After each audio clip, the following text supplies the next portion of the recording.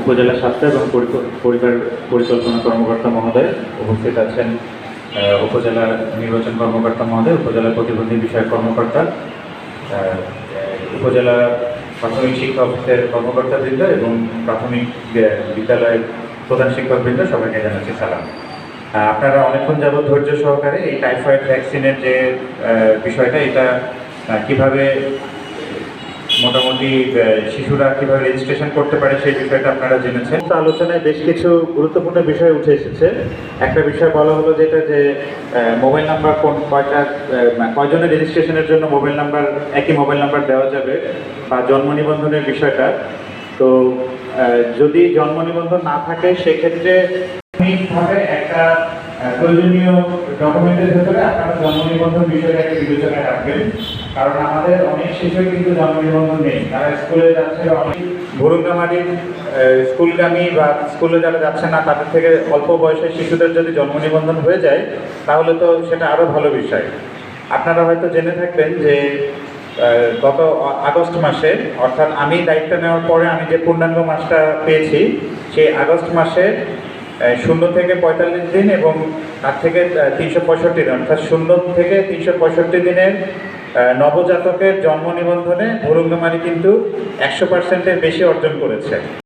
সেই নবজাতক শিশুদের জন্ম নিবন্ধন 100%-এর বেশি অর্জন করতে সক্ষম হয়েছে।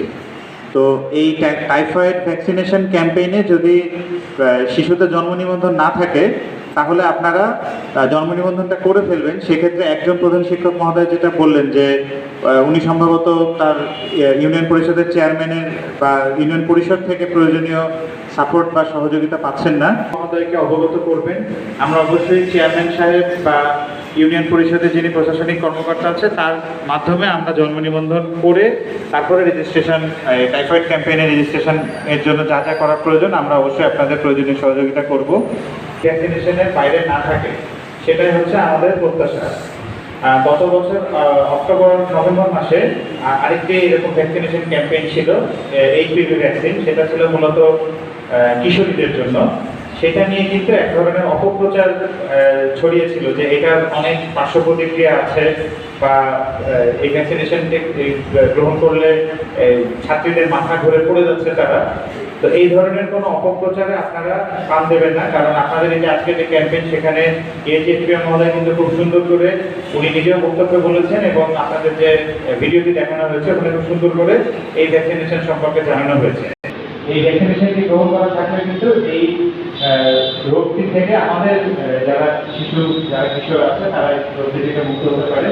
তো আপনারা যেহেতু একদম শিক্ষাক্ষেত্রে শিশুদের প্রথম পর্যায়ের প্রতিষ্ঠানগুলোর প্রধান শিক্ষক, তো আপনাদের কিন্তু একটা বড় ভূমিকা আছে। আমাদের এই ভ্যাকসিনেশনের আওতায় বাইরে না থাকে এটা কিন্তু আপনাদেরকে নিশ্চিত করতে হবে।